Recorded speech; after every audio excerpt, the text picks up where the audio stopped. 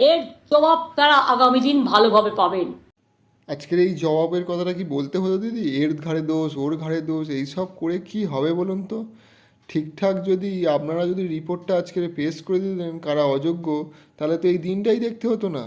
এই দিনটা কি আসতো কোনো দিনই? কোনো দিনই আসতো না। তারা যোগ্য হয়েও তাদের কত প্রবলেমের সম্মুখীন, তারা আজকের কান্নাকাটি করছে।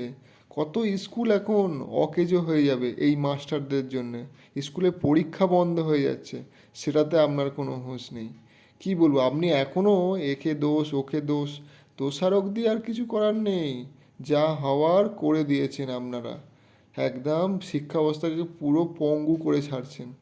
জানি না সামনের দিনে আর মানুষ পড়াশোনা করতেও মনে হয় ভয় পাবে আপনাদের দেখে। কারণ যা কি হবে পড়াশোনা করে, জানে তো চাকরিই হবে না, চাকরি বাকরিই নেই আপনাদের কাছে। আপনারা বলে ও দেয়নি চাকরি, এ দেয়নি, এইভাবেই তো চলবে। সমাজ মাধ্যম এইভাবে চলছে। আর আমাদের মেয়ে সমাজটা কি বলবে? আমরা তো লক্ষ্মী ভাণ্ডার পাচ্ছি ভাই, দিদিকে তো ভোট দিতেই হবে, তাই না? দিদি 1,000 টাকা করে দিচ্ছে, আমাদের স্বামীর কাছ থেকে হাত পাততে হচ্ছে না, দিদি দিচ্ছে এই 1,000 টাকা, তাদের খুব খুশি। দিদি এবারে খুশিটা কোথায় যাবে তোমাদের বলো? এইবারে যে তোমার বরের যে চাকরিটাই চলে গেল, এবারে কি করবে? চাকরি বাকরি যদি না থাকে ওই 1,000 টাকা দিয়ে কি হবে? 1,000 টাকা দিয়ে না হবে নুন আনতে পান্তা ফুরোবে, কিছুই কেনাকাটা হবে না, বুঝতে পারছেন? আর আমাদের দিদি কি বলছে আর একবার একটু ভালো করে পারলে একটু শুনে নিন।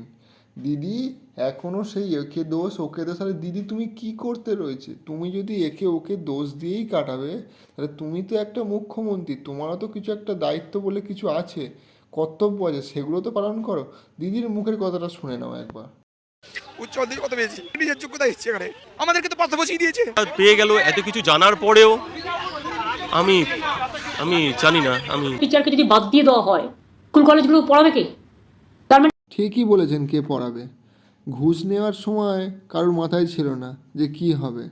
যারা অযোগ্য তাদের তো লিস্ট আপনাদের কাছে ছিল, ঘুষ নিয়ে ঢুকেছিলেন তখন মনে ছিল না? তাদের লিস্টে তো দিয়ে দিলে আজকে এই ছেলেগুলোর এই অবস্থা হতো না, আজকের এই রায়টা শুনতে ওদের হতো না। কিন্তু আপনার জন্যেই পুরোপুরি জিনিসটা আজকের অনেক হাতের বাইরে চলে গেছে। মাত্র দায়ী হচ্ছে পশ্চিমবঙ্গ রাজ্য সরকার, তাদের মন্ত্রী মিনিস্টার সাঙ্গ পাঙ্গদের সংগঠিত দুর্নীতি এমন ভয়ঙ্কর। এইটা হচ্ছে আমাদের সাধারণ জনতার বক্তব্য।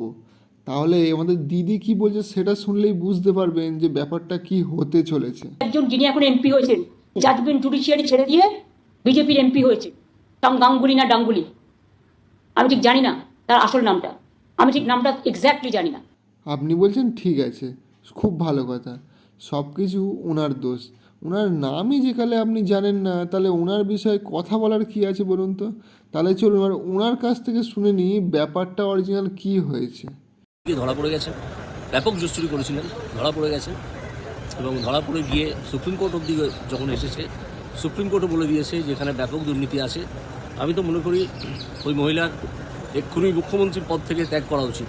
কৌশল যেটা ছিল ওনার, সেটা হচ্ছে আমি 5,500 বা 6,000 মতো ছেলের চাকরি কেনাটা ধরতে পেরেছিলাম, আমি আমার রায় তাদেরকে বাদ ঠিক দিয়েছি। আছে, বুঝলাম। তারপর তাকে যারা অ্যাডভাইস করলেন যে আপনি ওই যারা ঠিকভাবে চাকরি পেয়েছে আর যারা চাকরি কিনেছে তাদের জোটটা ছাড়াবেন, তাহলে কোর্ট বাধ্য হবে সকলের চাকরি রেখে দিতে। যে আমাদের একটা দফা একটা দাবি, মমতার পদত্যাগ। ওই মমতা যদি তাড়াতাড়ি পদত্যাগ করে তাহলে ভালো, না হলে পশ্চিমবঙ্গের মানুষ খুব শিগগিরই তাকে ছুঁড়ে ফেলে দেবে। কিছু ছেলে যারা সঠিকভাবে চাকরি পেয়েছিল তাদেরটাও গেল, অথচ এইটা আলাদা করা যেত, এইটা আজও আলাদা করা যায়। আমরা দায়িত্ব পাই, তাহলে আমরা করে দেখিয়ে দিতে পারি। এটা শোনার পরে আমার এটাই মনে হচ্ছে সব কিছু রাজনীতি, সবাই সবার পিঠ বাঁচানোর চেষ্টা করছে।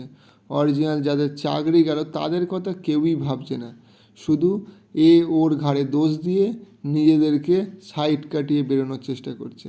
আরে ভাই, সত্য কোনো দিন কিন্তু চাপা থাকে না, সত্য একদিন না একদিন ঠিক বেরোবে, ঠিক আছে? তাই বলছি যারা দোষী তারা আগে থেকে বেরিয়ে আসুন ভাই, আগে থেকেই পদত্যাগ করে দিন, তাহলে আর কোনো এত ঝামেলা হবে না ভাই, যা হবে সব ভালোই হবে।